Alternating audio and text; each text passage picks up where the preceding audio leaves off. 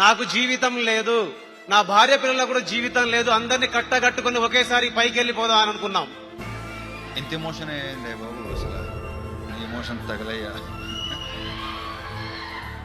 వయ్యారి బ్లాక్బెర్రీ ఫోన్లే అని ఒకే ఒక్క పాటతో ఫుల్ క్రేజ్ సంపాదించి ఆ తర్వాత బెంగాల్ టైగర్, ధమాకా, బలగం, మ్యాడ్, టిల్లు స్క్వేర్, సంక్రాంతికి వస్తున్నాం వంటి సూపర్ హిట్ ఆల్బమ్స్ కొట్టిన భీమ్స్ ఇప్పుడు మెగాస్టార్ చిరంజీవితో సినిమా చేస్తూ మీసాల పిల్ల అంటూ మరో సూపర్ హిట్ సాంగ్తో తెలుగులో స్టార్ మ్యూజిక్ డైరెక్టర్ అయిపోయాడు.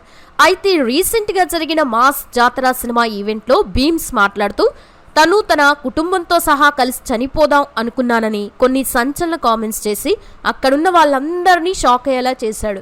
దాంతో భీమ్స్ అలా ఎందుకు మాట్లాడాడని ఇండస్ట్రీలోనే కాదు సోషల్ మీడియాలో కూడా గట్టిగా చర్చ నడుస్తోంది.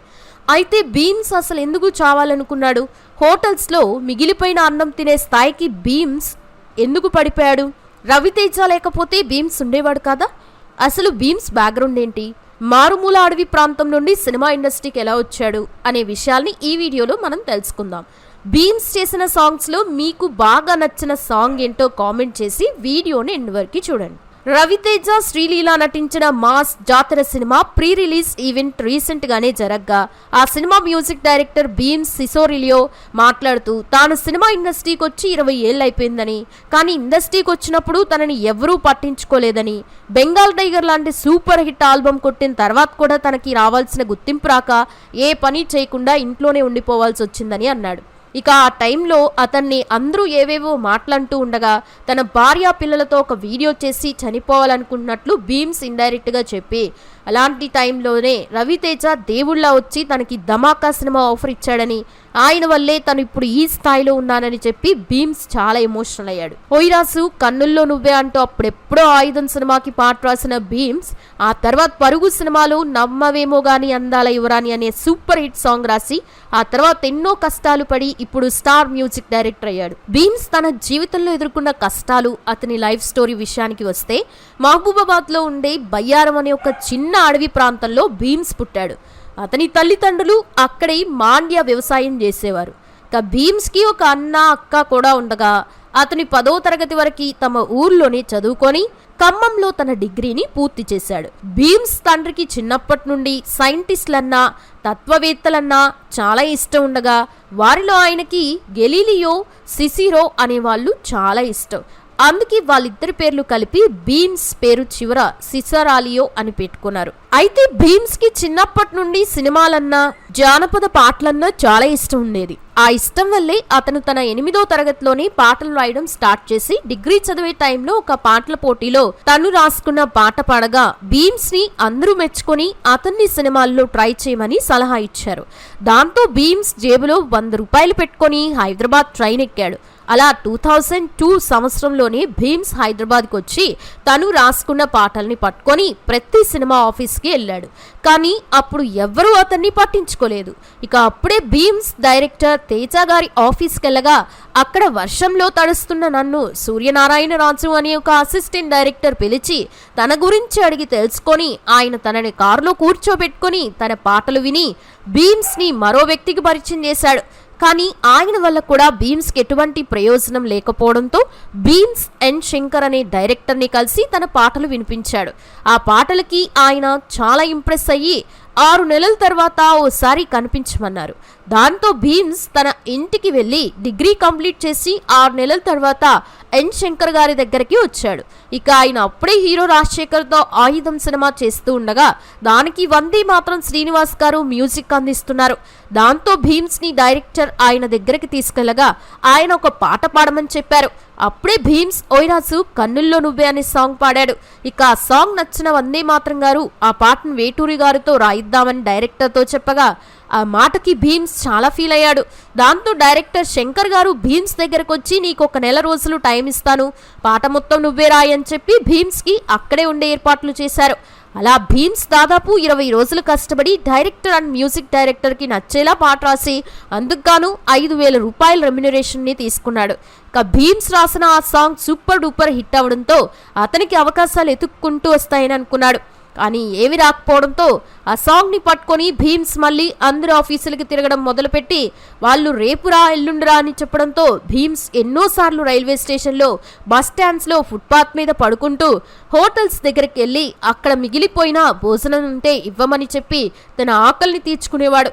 అవి కూడా దొరక్కపోతే కొన్నిసార్లు ట్యాప్లో వాటర్ కూడా తాకి కడుపు నింపుకునేవాడు. ప్రొడ్యూసర్స్ చెప్పిన ప్లేస్కి వెళ్ళడానికి ఛార్జీకి డబ్బులు లేకుండా ట్రైన్లో ట్రావెల్ చేసి చాలాసార్లు దొరికిపోయాడు. అలా ఎంత చేసినా అతనికి అవకాశాలు దొరక్కపోవడంతో భీమ్స్ ఇంటికి వెళ్ళిపోయి బీఈడీ కంప్లీట్ చేశాడు.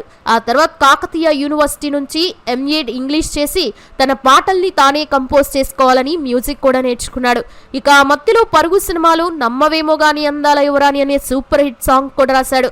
ఆయుధం సినిమాకి పనిచేసినప్పుడు అక్కడ అసిస్టెంట్ డైరెక్టర్గా ఉన్న సంపత్ నందితో భీమ్స్కి మంచి ఫ్రెండ్షిప్ ఏర్పడగా అతని మొదటి సినిమా అయినా ఏమైంది ఈ వేళ సినిమాకి మొదట భీమ్స్నే మ్యూజిక్ డైరెక్టర్ అనుకొని అతనితో ట్యూన్స్ కూడా చేయించారు. కానీ అది భీమ్స్కి కూడా మొదటి సినిమా కావడంతో అతన్ని కొన్ని కారణాల వల్ల ఆ సినిమా నుండి తప్పించి చక్రిని మ్యూజిక్ డైరెక్టర్గా తీసుకున్నారు. దాంతో భీమ్స్ చాలా ఫీల్ అయ్యాడు. ఆ తర్వాత సంపత్ నంది చేసిన రచ్చ సినిమాకు కూడా భీమ్స్ రచనా సహకారం అందించాడు. ఇక ఆ టైంలోనే ఏమైంది ఈ వేళ సినిమాకి ఎగ్జిక్యూటివ్ ప్రొడ్యూసర్ అయిన ఎంఎస్ కుమార్ అనే వ్యక్తి భీమ్స్కి ఆ సినిమా ఇచ్చిన ట్యూన్స్ని గుర్తుపెట్టుకుని ఆయన ఎగ్జిక్యూటివ్ ప్రొడ్యూసర్గా చేస్తున్న నువ్వా నేనా అనే సినిమాకి ఆ డైరెక్టర్ను ఒప్పించి మరీ మ్యూజిక్ డైరెక్షన్ చేయించాడు. ఇందులో అతను చేసిన వయ్యారి బ్లాక్ బెర్రీ ఫోన్ లేస్ సాంగ్ అప్పట్లో అందరినీ ఒక ఊపు ఊపేసిందే. ఆ సినిమా తర్వాత భీమ్స్ వెంటనే కెవ్వు కేక సినిమాకు కూడా మ్యూజిక్ డైరెక్షన్ చేయగా అందులోని బాబు ఓ రాంబాబు సాంగ్ కూడా సూపర్ డూపర్ హిట్ అయింది. దాంతో భీమ్స్కి వరుసగా గాలిపటం, జోరు, అలా ఎలా వంటి చిన్న చిన్న సినిమాలకి మ్యూజిక్ చేసి భీమ్స్ కొంత పేరు సంపాదించాడు. ఇక అప్పుడే భీమ్స్కి ఎప్పటి నుండో పరిచయం ఉన్న సంపత్ నంది రవితేజతో బెంగాల్ టైగర్ సినిమా తీస్తూ ఉండగా ఆ సినిమాతో భీమ్స్ మొదటిసారి ఒక స్టార్ హీరో సినిమాకి మ్యూజిక్ అందించాడు. ఆ ఆల్బమ్ కూడా సూపర్ డూపర్ హిట్ అవ్వగా ఆ సినిమాతో భీమ్స్ రవితేజని బాగా ఇంప్రెస్ చేశాడు. అయితే అంత సూపర్ హిట్ సాంగ్స్ ఇచ్చినా కూడా భీమ్స్కి ఏ స్టార్ హీరో ఛాన్స్ ఇవ్వలేదు. దాంతో నక్షత్రం, angel, Garudavega, paper boy, software Sudheer అనే సినిమాలకి మ్యూజిక్ చేస్తూ ఆ వచ్చే డబ్బులు సరిపోక భీమ్స్ అప్పుల్లో కూరుకుపోయాడు. దాంతో 2 సంవత్సరాలు మ్యూజిక్ డైరెక్షన్కి దూరంగా ఉండి ఆ తర్వాత ఫాదర్ చిట్టి, ఉమాకాంత్, రామసూర్ కథ, కంచికి మనం ఇంటికి అనే సినిమాలు చేసి అప్పులు కట్టలేక భార్యా పిల్లల్ని సరిగ్గా చూసుకోలేక ఆత్మహత్య చేసుకొని చనిపోదామని అనుకున్నాడు. అలాంటి టైంలోనే భీమ్స్కి రవితేజ నుండి ఫోన్ వచ్చింది. భీమ్స్ ఆ ఫోన్ ఎత్తగా ఒక్కసారి కలవాలి, ఆఫీస్కి రా అని రవితేజ అన్నాడు.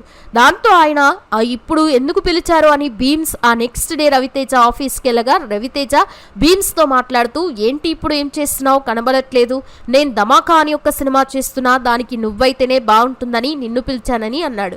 ఆ మాటకి భీమ్స్కి కళ్ళల్లో నీళ్లు తిరిగి దేవుడే రవితేజ రూపంలో వచ్చి తనకి మరో అవకాశం ఇచ్చాడని భావించి తనేంటో తన టాలెంట్ ఏంటో అందరికీ తెలియాలని ధమాకా సినిమాకి ప్రాణం పెట్టి పనిచేశాడు. ఇక ఆ సినిమా సాంగ్స్ ఎంత పెద్ద హిట్ అయ్యాయో మీకు సపరేట్గా నేను చెప్పాల్సిన అవసరం లేదు కదా. ఆ సినిమా 100 కోట్ల రూపాయలు సాధించడానికి భీమ్స్ అందించిన మ్యూజిక్కే మెయిన్ రీజన్ అని చెప్పుకోవచ్చు. ధమాకా సినిమా తర్వాత భీమ్స్ వెనక్కి తిరిగి చూసుకునే పరిస్థితే రాలేదు. ఇక ఆ తర్వాత భీమ్స్ మ్యూజిక్ అందించిన బలగం సినిమాలో కూడా పాటలు 2 రాష్ట్రాల ప్రేక్షకులకి ఒక రేంజ్ లో ఆకట్టుకున్నాయి.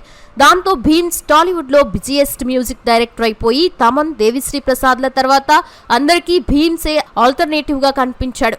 అలా ఆ తర్వాత రావణాసుర, ఏజెంట్ సినిమాలో స్పెషల్ సాంగ్స్ కంపోజ్ చేసి mad, boot cut Balaraju, Vey Dharuvey, Razakar, Tillu square, Viswam, Devaki Nandana Vasudeva, mad square అనే సినిమాలు చేసి వెంకటేష్తో సంక్రాంతికి వస్తున్నాం సినిమాకి మ్యూజిక్ అందించే అవకాశం అందుకున్నాడు. ఇందులోని అన్ని సాంగ్స్ సూపర్ హిట్స్ అవగా గోదావరి గట్టు మీద రామశిలకవే సాంగ్ బ్లాక్ బస్టర్ అయ్యి సినిమాకు ఒక రకంగా అదే హైప్ తీసుకొచ్చింది. ఇక ఆ తర్వాత త్వరలోని మళ్ళీ రవితేజతో కలిసి మాస్ జాతర సినిమాతో భీమ్స్ మన ముందుకు వస్తూ ఉండగా ఆ తర్వాత మెగాస్టార్ చిరంజీవి, అనిల్ రావుపుడి కాంబినేషన్ లో వస్తున్న మన శంకర్ వరప్రసాద్ గారు సినిమాకి భీమ్స్ మ్యూజిక్ అందిస్తున్నాడు. కాగా ఈ సినిమాలోని మీసాల పిల్ల అనే సాంగ్ ఇప్పుడు యూట్యూబ్ లో మిలియన్ల కొద్ది వ్యూస్ తో దూసుకెళ్తుంది. ఇక భీమ్స్ పర్సనల్ లైఫ్ విషయానికి వస్తే భీమ్స్ భార్య పేరు మృదుల. భీమ్స్ సినిమాల్లో సక్సెస్ అవ్వకముందే వాళ్ళ పెళ్లి ఫిక్స్ అవ్వగా ఆ తర్వాత కొన్ని కారణాల వల్ల అది ఆగిపోయింది. అయితే భీమ్స్కి ఆ అమ్మాయి నచ్చడంతో తను మ్యూజిక్ డైరెక్టర్ అయ్యాక మళ్ళీ వాళ్ళ ఇంటికి వెళ్ళి మాట్లాడి ఆ అమ్మాయిని మళ్ళీ పెళ్లి చేసుకున్నాడు. ఇక వీరికి ఒక బాబు పాప కూడా ఉన్నారు. సో ఇది ఫ్రెండ్స్, మరి భీమ్స్ చేసిన సాంగ్స్లో మీ ఫేవరెట్ ఏది కామెంట్ చేసి, వీడియో కనుక నచ్చితే లైక్ చేయండి, షేర్ చేయండి, ఛానల్ని సబ్స్క్రైబ్ చేసుకోండి. Thanks for watching this video.